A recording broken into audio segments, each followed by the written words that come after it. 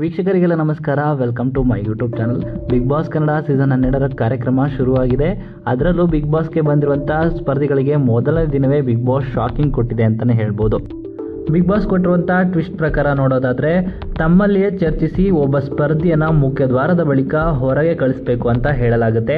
ಅದೇ ರೀತಿ ಇಲ್ಲಿ ಎಲ್ಲರೂ ಕೂಡ ಚರ್ಚಿಸಿ ಸ್ಪಂದನ ಹಾಗೂ ಮಾಳು ಮತ್ತು ರಕ್ಷಿತಾ 3 ಸ್ಪರ್ಧಿಗಳಲ್ಲಿ ಒಬ್ಬರನ್ನ ಮನೆಯಿಂದ ಹೊರಗೆ ಕಳಿಸುವಂಥ ಸಾಧ್ಯತೆ ನಡೆಯುತ್ತೆ.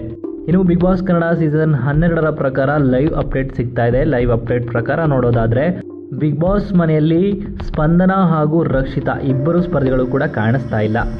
ಕೆಲವು ಸ್ಪರ್ಧಿಗಳು ಬಿಗ್ ಬಾಸ್ನ ಗಾರ್ಡನ್ ಏರಿಯಾದಲ್ಲಿ ಕುಳಿತು ಬಿಗ್ ಬಾಸ್ನ ನಿಯಮ ಮತ್ತು ನೀತಿಗಳ ಬಗ್ಗೆ ಡಿಸ್ಕಸ್ ಮಾಡ್ತಾ ಕೂತಿದ್ದಾರೆ.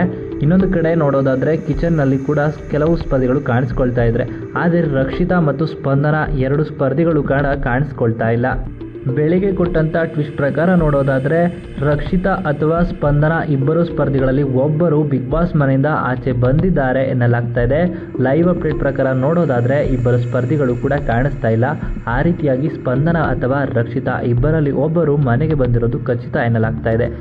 ಇನ್ನು ಈ ವಿಡಿಯೋ ನಿಮ್ಗೆ ಇಷ್ಟವಾಯಿತು ಅಂದರೆ ವಿಡಿಯೋಗೆ ಲೈಕ್ ಮಾಡಿ. ಬಿಗ್ ಬಾಸ್ ಕನ್ನಡ ಸೀಸನ್ 12ರ ಇನ್ನಷ್ಟು ಹೆಚ್ಚಿನ ವಿಡಿಯೋಗಳಿಗಾಗಿ ನಮ್ಮ ಚಾನಲ್ಗೆ ಸಬ್ಸ್ಕ್ರೈಬ್ ಮಾಡಿ.